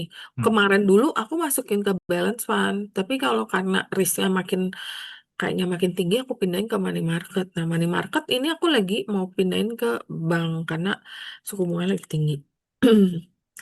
Nah, terus banyak yang pakai filling. Ya, benar. Termasuk aku juga suka pakai filling. Untuk diversifikasi baiknya berapa saham aja dan size-nya bagaimana? Saya biasa fokus satu. Nah, ini Bapak ini biasa fokusnya cuma satu. Menurut Alvin, diversifikasi baiknya berapa saham nih? Ada Hmm. hitungannya nggak? Kalau satu itu maksudnya dia trading ya mungkin ya aku asumnya ya cerita atau investasi tuh. Nah, Kalau trading ya aku nggak tahu ya em, mungkin ada style trade ya yang cuma masuk satu saham gitu ya mm, fokus di situ. Em, tapi ya balik lagi kalau investasi itu ini ya balik lagi ya maksudnya ya teman-teman bisa disagree juga ya. mm, Kalau aku selalu di atas 10 gitu teman-teman. Jadi di kalau atas udah 10. mendekati 10 itu sudah concentrated. Ini bukan bukan aku itu ya ngarang ya kayak oh Mm, memang aku punya 10 gitu enggak. Tapi ini yang mm, aku lihat dari pengalaman fund-fund manager gitu ya mm, di mm, eToro itu ngatur porto gitu ya. mm, Jadi rekan-rekanku dulu gitu kan. mm, Yang performanya bagus itu gimana? Rata-rata punya 10 sampai 30 saham, bahkan lebih dari 30. mm, Kalau mm. concentrated itu em, dia bisa beberapa periode bagus. Jadi Iya, kayak satu benar. tahun dia bisa bagus banget naik Iya, 100%, benar, 200%. Tapi benar. tahun depannya Nggak bisa perform. minus 50%, 40%. Iya, Dah, susah. Kalau gitu susah. iya. Jadi aku yang belajar ya, ini ya teman-teman bisa disagree, Ya terserah, aku nggak minta teman-teman semua setuju dengan pengalamanku dan apa yang aku observe ya. Itu 10 sampai 30 paling bagus. Hmm. Kalau di atas 30 itu banyak juga orang yang berhasil ya, di atas tiga Hmm. puluh ya. Hmm. Cuman kalau aku sih jadi agak pusing, terlalu Hmm. banyak yang dimonitor gitu. Oh, Jadi mungkin maksimal banget aku itu 25. Itu udah jarang sekarang 25. hmm. Jadi mungkin sekarang itu kalau di Porto Super Cuan Saham, teman-teman Hmm. bisa lihat websitenya sendiri, kita punya 16 sekarang. Itu udah Hmm. kita trim. Jadi Hmm. kenapa kita trim? Awal-awal sebelum indeks turun itu kita punya 20-an. Jadi kita Hmm. 20-an, makanya kita nyerap. Ini kalau teman-teman lihat, Hmm. kita penurunannya sedikit. Karena kita diversified ke saham-saham yang bagus. Jadi turunnya Hmm. lebih sedikit gitu kan. Sekarang saya coba trim sedikit. Jadi supaya nanti ISG udah naik, upside-nya lebih besar. Karena kita lebih concentrated sedikit gitu sih. Jadi Oh, sekarang oke. 15 saham. Oh, Cuman ya tergantung portofolio size teman-teman juga sih. Kalau di bawah 100 juta sih saya iya, rasa sih nggak perlu ya di iya, sampai 15 ya mungkin terlalu ya. banyak. Mungkin Iya, 5 terlalu 5 sampai 10 oke kalau di bawah benar. 100 juta. Iya, setuju sih. Kalau dananya nggak terlalu besar, jangan terlalu halus juga. Nanti pusing sendiri juga ngaturnya. Terus, iya tadi Bapak yang tadi ternyata dia swing, tapi dia swingnya all in. Oh, Cacing-cacing waduh. naga-naga ini masih Bapak. Iya, susah sih. Ya, Iya. itu ya susah sih bagi saya. Cuman ya balik lagi kalau ya itu aja benchmark aja. Contoh ini teman-teman. Aku benchmark dengan indeks kan. Hmm. Jadi ISG ini turun 30% ya. Portoku Hmm. ini total turun 10,4%. Nah, ini Hmm. bisa lihat di Mirai 8, di Stockbit 14. Kenapa average-nya 10%? Karena yang di Mirai duit saya lebih banyak gitu, teman-teman. Di Mirai Hmm. ini 4 sampai 4 kali lebih banyak dari Stockbit gitu. Jadi Hmm. sum average returnnya kalau Hmm. kita Hmm. weighted itu 10,4 gitu sih. Nah, ini kan Oh, oke. sepertiga ISG kan Iya, iya. gitu. Jadi ya berarti ya ini ya udah kita meskipun rugi ya performa kita bagus gitu loh. Makanya Hmm. kita kita harus benchmark ya kan. Tapi kalau Kalau kayak kita gini, nggak benchmark kita nggak tahu gitu. cash level lu lagi tinggi nggak sih? Apa semuanya masih di saham? Kenapa sih? Kayak gini, kondisi Oh, market kayak gini, cash level lu tinggi nggak? Apa? aku sekarang 10 sampai 20%. Oh, Nggak terlalu oke. tinggi sih. Lebih mendekati 10%. Oh, oke. Jadi waktu market turun pun, lu sempat jualan apa nggak sih kalau kayak gitu? Waktu market agak tinggi ya mungkin sempat punya 15 sampai 20 cash. Mhm, Cuman mhm. yang enggak sih ya cuman berarti ya saham-sahamnya aja yang bagus gitu sih. Jadi turunnya sedikit. Hmm, oke, Gitu. oke. Oke, ini mungkin kita jawab pertanyaan yang ini. Nah, izin tanya, kenapa kadang ada satu perusahaan dengan net profit plus, tapi operating profitnya minus? eh Biasa itu kan income dari yang lain-lain sih. Jadi Hmm, ini biasanya itu jelek hmm, karena dia aset itu dari yang lain-lain. Entah permainan akuntansi, dia jual aset, dia menang gugatan pengadilan gitu ya. Jadi hmm. dia gugat siapa di pengadilan, dia menang, dia dapat cash. Nah, itu kan bukan operating profit. Itu kan profit dari Oh, yang lain-lain gitu. oh, Operating profit ya harus dari bisnisnya gitu sih. hmm. Itu biasa rata-rata gitu cuman one timer sih biasanya. Jadi ya Oh, gampang oke. dilihat Hmm. juga. Oke, oke. Ini karena banyak banget yang udah minta kita bahas apa IPO, karena memang ini ada 6 IPO lagi ngantri dan kita udah lama banget nggak ada IPO, kemarin baru satu di dua ribu Oh dua ya, puluh enam Coba ya. boleh sih. Mau Aku share screen aja ya, berarti aku iya, stop share ya. kita coba. Aku coba tadi baru bikin mana sih? Lupa ya, men. Ini ya. Nih, slideshow. Nah, ini kan ada 6 IPO yang nanti akan datang nih. Kira-kira, nah, kira-kira nih, ada di antara 6 itu, yang menarik perhatian lu yang mana sih, Vin? Jujur kalau ditanya, nggak ada sih kayaknya. Nggak ada. Itu, Kalau dari cerita, nih, kalau Jelly kan growth-nya bagus nih. Eh, Kalau Jelly sama Emmy ini growth-nya bagus ya. Ini kan growth-nya bagus. Range ini negatif, tapi punya public figure yang sangat kuat. Jadi dipercaya itu bisa rame. Kalau anak usaha Prodia ini lumayan menarik ya, valuasinya lumayan murah. Bah ini lumayan murah dan dimiliki oleh grup Jarum. Jadi ini cukup menarik. Kemudian kalau si Jakarta Eye Center ini grup MTech, cuman yang lagi rame di ngomongin pemegang saham lamanya itu ada yang mau keluar 5%. Jadi itu juga padahal dia lumayan gede loh. Temen nggak tahu kenapa pemegang saham lama salah satu foundernya itu mau jualan. Jadi new shares plus all shares ya. Jadi all sharesnya itu 5% mau jualan. Nah, Emmy ini yang kurang begitu kedengeran. Nggak begitu kedengeran nih. Cuman kalau ini kecil. Nah, ini kayak Jelly kan profit. Dia Inako ya. Mungkin kalian yang anak-anak Gen Z atau milenial dari kecil mungkin suka makan Inako. Mungkin juga karena dia market leader. Nah, keunggulannya kan memang 51 persen, dana IPO kan 51% untuk CAPEX. Tapi rata-rata nih semuanya yang aku baca itu buat bayar utang. Sebenarnya tuh aku kurang suka kalau IPO yang buat bayar utang. Tapi the fact it is sekarang 66-nya buat bayar utang. Ini dia bayar 10% untuk lunasin utang ke Bank Mandiri. Underwriter-nya, Azad nih salah tulis nih. Terus dividen belum ada. Free float-nya 25%.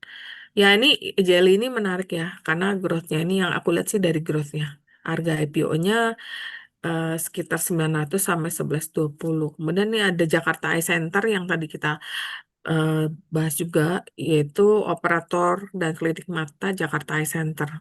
Jadi udah punya 11 klinik di Jabodetabek, Jawa Tengah, Jatim, Bali, Sulawesi. 20% buat bayar utang, BCA dan HSBC. 27% untuk disalurkan ke anak usaha.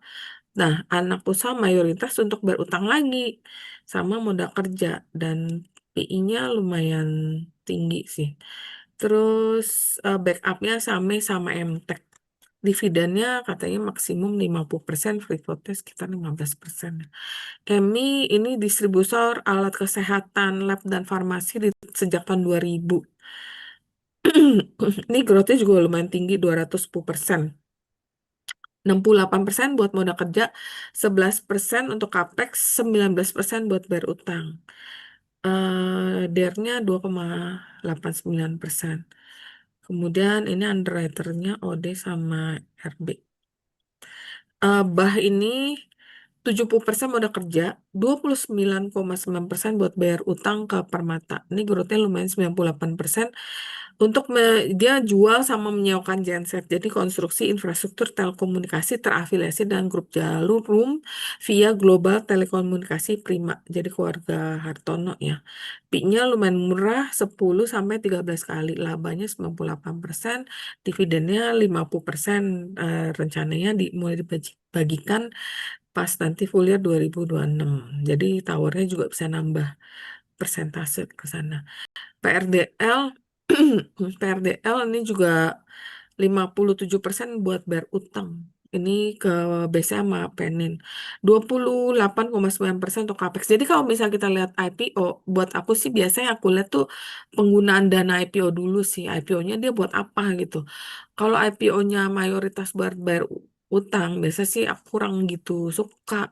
Tapi kan sekarang semuanya buat bayar utang. Ya udah deh, yang nanti kita mungkin lihat dari yang lainnya aja.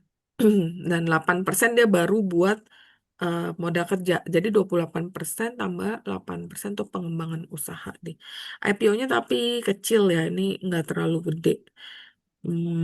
Pairnya juga lumayan murah. Ini lumayan menarik juga sih kalau yang ini.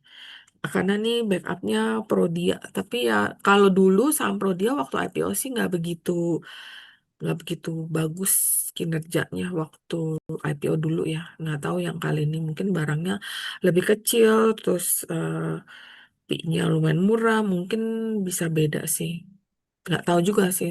Nah, kalau Rans ini yang paling rame karena growth-nya itu malah minus. Market cap-nya sekitar 1,7 sampai 2 T ya. Harga IPO 135 sampai 170. Jadi IPO-nya itu digunakan 37,6% untuk OPEX konser, 19,8 ini buat akuisisi Slavina, dan 18,6 untuk CAPEX Cipunglen, 8,2% untuk entitas AI, 7% buat bayar utang. Jadi ini ada internal akuisisi juga. Biasanya eh, kadang investor nggak begitu suka sih, karena kan dipikir duitnya buat masuk ke kantong sendiri juga ya. Tapi kan ini punya brand image yang lumayan kuat dari ownernya. Backingnya yaitu Raffi, Nagita, Kaisang, dan Pak Doni Oskarya sebagai pemegang sahamnya. Dan ini kalau kita lihat PI-nya kalau yang murah ya dua itu, PRDL sama BAH. EMI dan Rans di tengah-tengah, yang mahal tuh Jakarta Eye Center. Mungkin Jakarta Eye Center kalau misalnya mau beli, mungkin boleh, mungkin hari ke berapa udah mesti TP ya biasanya sih, em, gitu. Apalagi nih pemegang sahamnya kemarin kayak aku sempat baca lumayan banyak deh. Pemegang sahamnya banyak, ada satu founder yang mau jual, jadi buat aku jadi ya kurang menarik kalau di compare ke yang lain.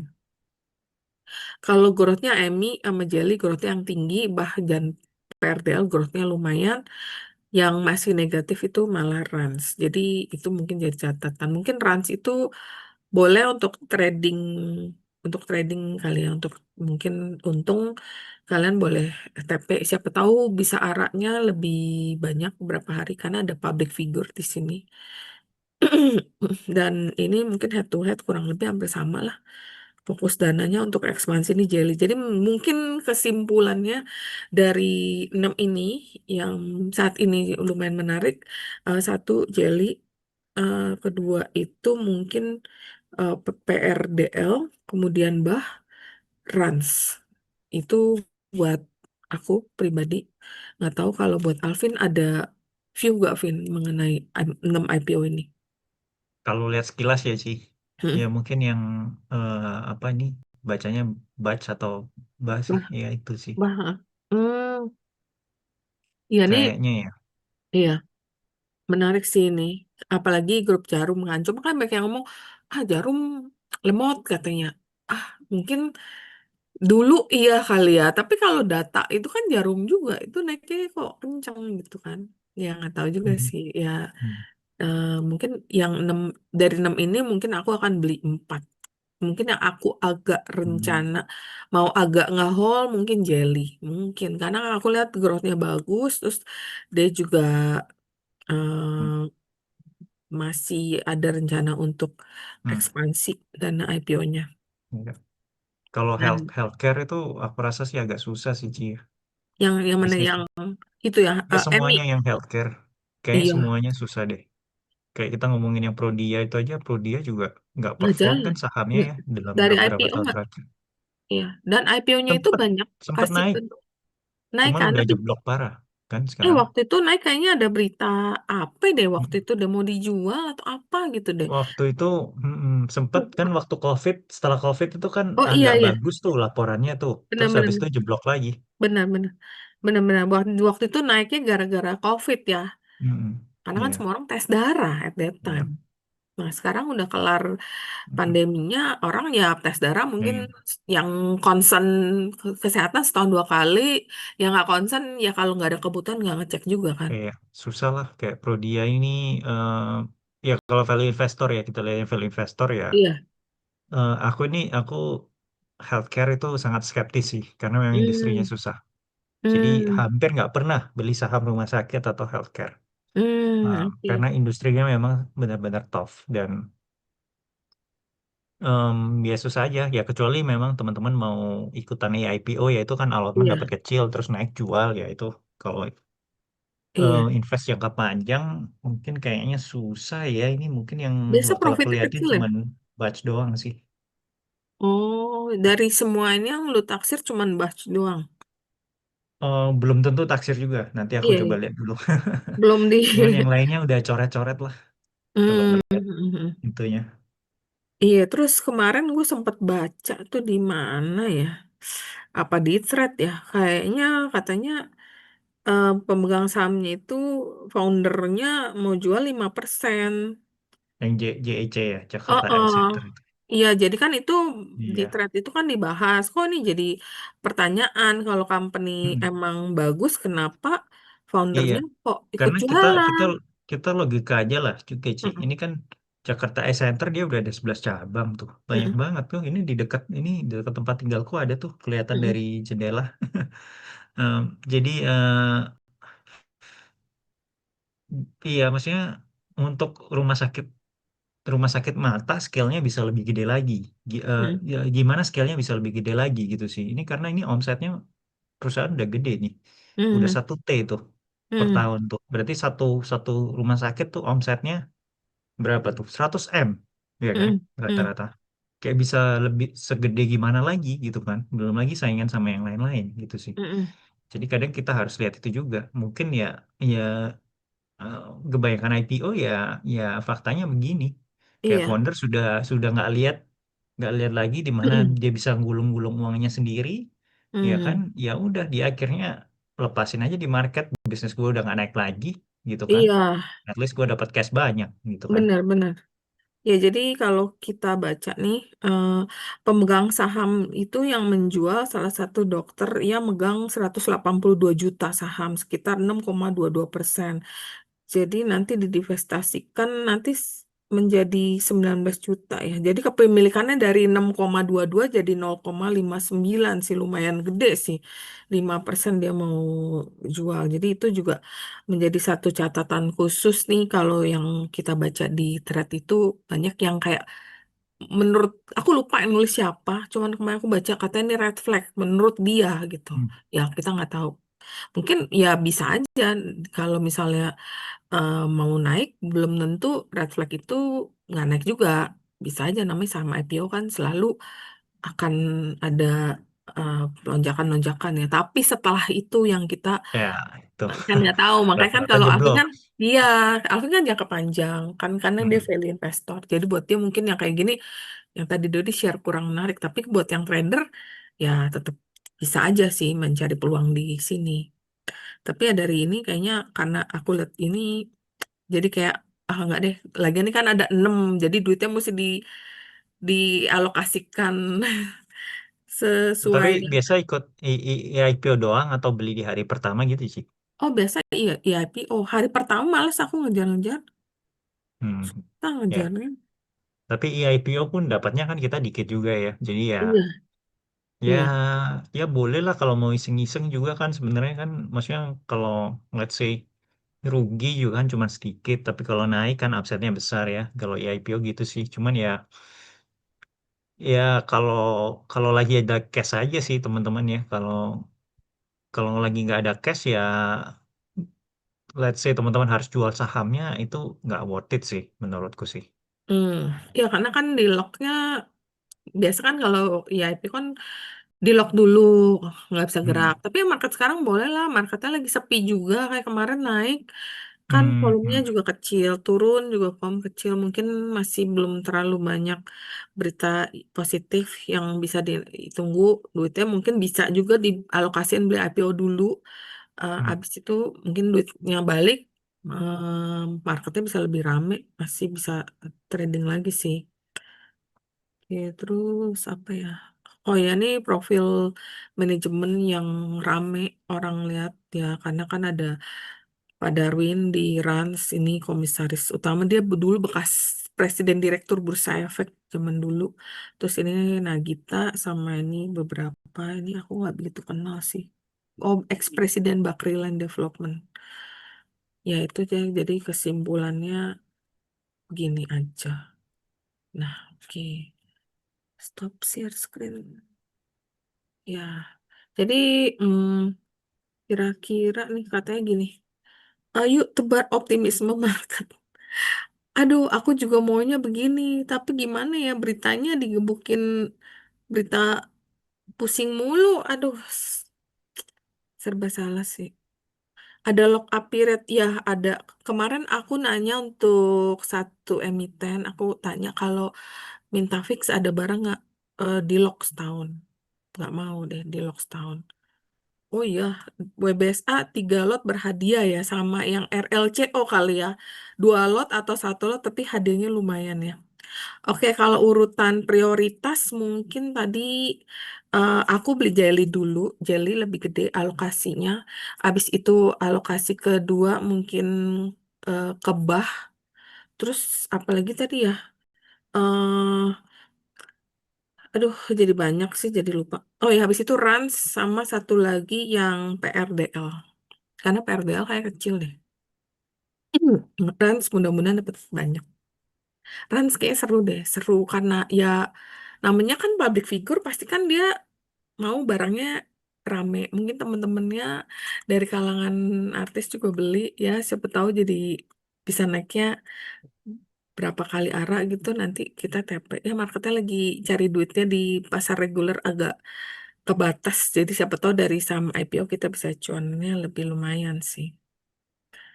Terus apa ya? Terus lo ada tambahan lagi nggak, Vin, mengenai apa sih yang sektor mungkin yang sekarang lagi lu lihat selain banking?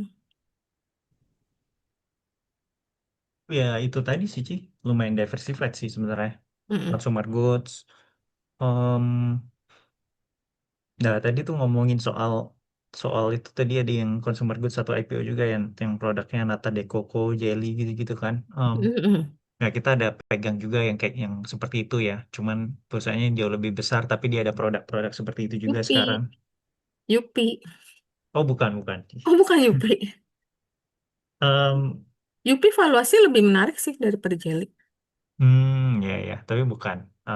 Ya ya Tuh, teman-teman bisa cari tahu sendiri lah kalau kadang. Mayora katanya. Oh bukan bukan bukan Mayora. Ya, tapi consumer Iya. lagi kemarin lagi lumayan loh. Lumayan Kalbe, kuat kan? Ya. iya, lagi bagus Mm, loh. Kalbe, Kalbe juga valuasi udah murah banget di sini. Jadi mm, menarik juga mungkin kalau teman-teman yang mau invest jangka panjang, consumer sekarang kayaknya termasuk ya dia selalu defensif sih, defensif betul. pelan Mm, tapi lebih stabil. Asing udah banyak exit, mm. mungkin juga boleh menjadi satu consideration di luar Kayak banking ya. saham-saham kita consumer turunnya dikit banget. Mungkin ya single digit lah, under ya mungkin 5% gitu-gitu sih, segitu-segitu sih. Kalau year to Hmm. date ya. Mm.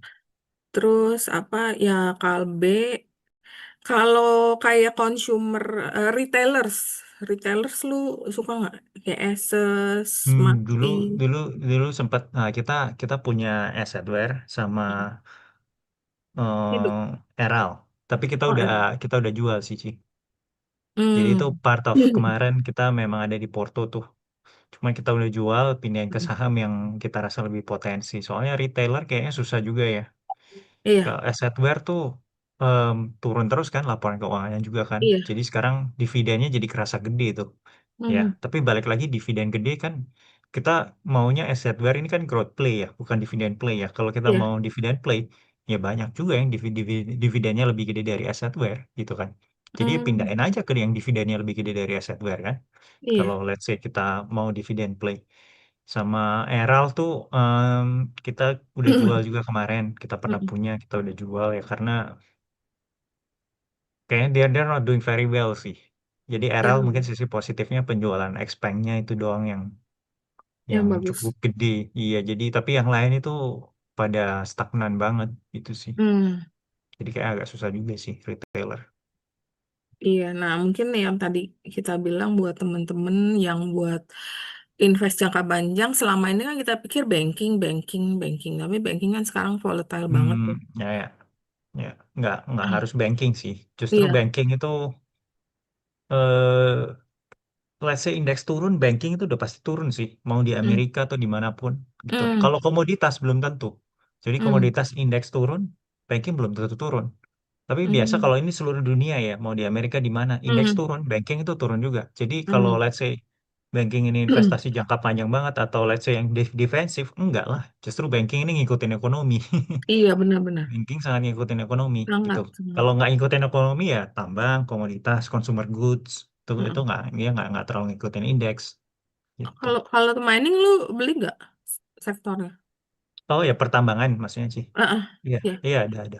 Tambang Kita ada batu 3 bara, saham bahkan. batu Mm, bara atau gold masih. batu bara, mineral, nikel. Kalau gold nggak punya sih. Oh iya, gold sekarang udah nggak begitu menarik sih dengan narasi bahwa Fed itu akan naikin suku bunga. Jadi gold itu jadi nggak seksi lagi. Makanya kalau kita lihat kan saham gold banyak yang koreksinya lumayan ya. Even kayak kemarin emas aja udah listing di Hong Kong. Orang ekspektasinya wah listing bagus, ternyata di Indonya malah turunnya lumayan banyak sih 13%. Jadi kayak eh terus oh kalau mining ya, mining MDKA ya. Mining, oh nggak sih, nggak ada emas sih, Ci. Oh, oke, oke. Oke, jadi Ini ya ini mungkin kita share aja lah di sini ada sedikit nih sebenarnya tadi share buat member sih, Ci. mm, mm, mm. Oh ya, terus nanti lu juga boleh introduce ke teman-teman super cuan lu kalau misalnya mereka tertarik mau join, Hmm. terus kayak gimana? Ini yang Ya, sekarang masuk ini ke porto lu. iya ini 6 saham lah hitungannya ya. Cuman Mm, ya kita mm. nggak tahu ya ke depannya gimana. Apakah 1 minggu lagi gue jual atau bulan depannya lagi gue ada Hmm, perubahan alok. Ini kita nggak spill weightage-nya juga kan. Jadi mm, weightage-nya mm, beda-beda. Ini yang mm, tadi mm, mm. baru saya ngomong Cimori nih consumer goods yang Oh, dia growth-nya bagus banget kan Ci. Jadi kita iya suka benar. Cimori. Oh, oke. Hmm. Jadi ini Putra. ya, jadi kan kita lihat ini murah-murah banget sedangkan masih bertumbuh kan Mm, perusahaannya. mm, mm. BMRI kemarin juga laporan keuangan bagus juga ya Q1 itu Bagus. naik Mm, lumayan dibanding bank-bank yang lain ya. mm. Setuju sih, gue juga suka sih Mandiri. Hmm. Iya, dividennya besar juga kan. Jadi ya Iya. kemarin mikir, daripada let's say punya assetware gitu-gitu, growth-nya ini ya masukin aja dividen play sekalian kayak BMRI gitu kan. Yield-nya udah Mm, belasan persen gitu kan. mm, mm, Um, jadi ini beberapa yang kita punya ya teman-teman. Tapi ya kalau teman-teman mau update real time ya Iya. mungkin teman-teman jadi join aja jadi membership Super Cuan Saham gitu Nah sih. ini.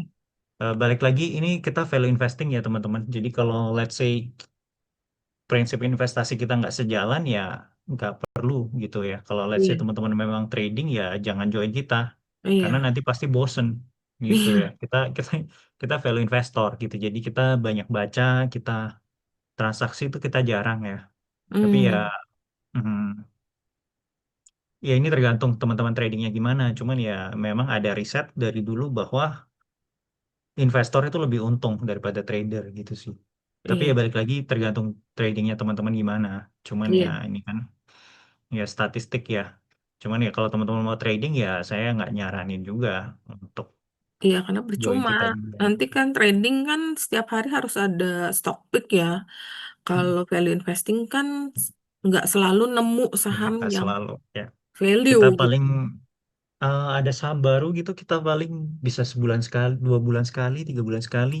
Paling kita ada Oh, weightage adjustment gitu, mungkin ada oh. saham yang kita gedein gitu ya. Mm, Kalau adjustment sekadar seperti itu mungkin setiap minggu kita ada.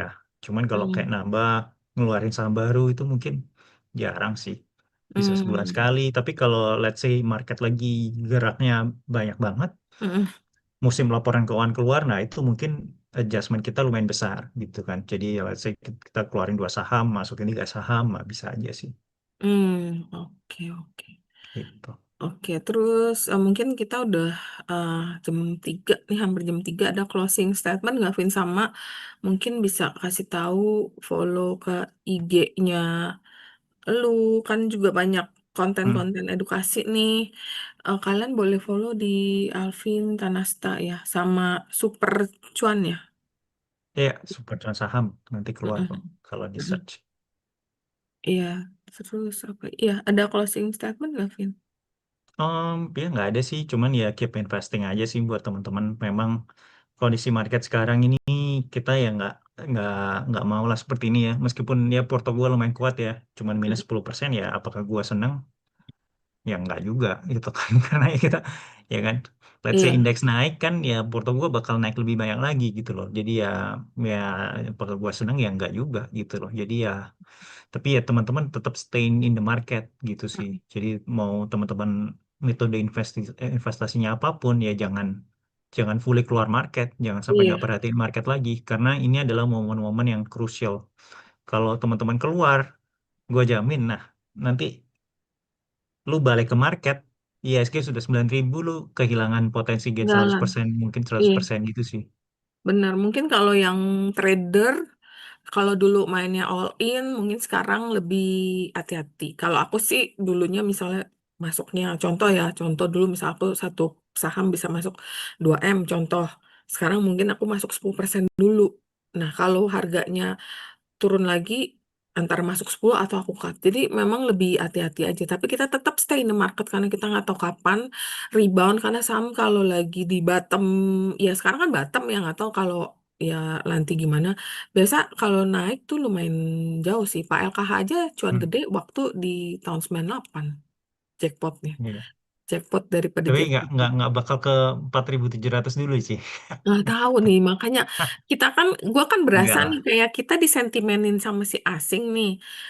Jadi ya gue nggak tahu juga nih, gue berasa nih kenapa dicari-cari gitu. Kayaknya udah bye-bye aja, udah melakukan apa yang lu mau, udah cari lagi, cari lagi. Jadi kalau kayak gitu susah. Kalau Mm-mm. lagi disentimenin kan ada Ya, aja gitu kan. ya Apa banyak dia?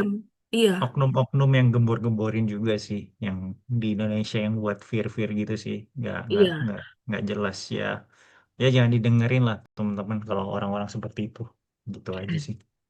Ya, pokoknya kita ya tetap pray for the best, tapi ya tetap hati-hati. Mungkin margin-margin tetap wise dijaga karena sekarang kan market very very volatile. Kadang-kadang ada berita apa bisa turunnya jauh, tapi ya kita tetap berusaha uh, ya tetap nyari potensi di market tetap ada gitu. Ya betul. Oke oke, mungkin itu dulu Oke, ya, Vin. Thank you banget untuk ya waktunya. kita Thank you udah banget. lewat 30 menit lebih nih kayaknya ya. Oh saya. Oke oke ya udah. Iya, Thank you Vin. ngobrolnya terlalu Thank seru you. nih. Iya. Thank you buat teman-teman yang udah join. Semoga saham-saham IPO-nya kasih kalian cuan beggar nih karena kita lagi susah cuan beggar dari market biasa. Tapi pasti ada, tinggal kapan aja kita nggak tahu sih. Mungkin itu dulu, sampai ketemu minggu depan dan thank you Vin. Sukses terus dan happy cuan. Dan kalau mau join ke Super Cuan boleh langsung follow Alvin Tanasta, langsung gabung Alvin Tanasta di IG, nanti di sana bisa follow Alvin dulu, terus nanti baru follow komunitasnya. Oke, gitu Ya, dulu Alvin. Thank you Alvin, thank you semua. oke ya, thank you Bye. Sirita, thank you semua, bye.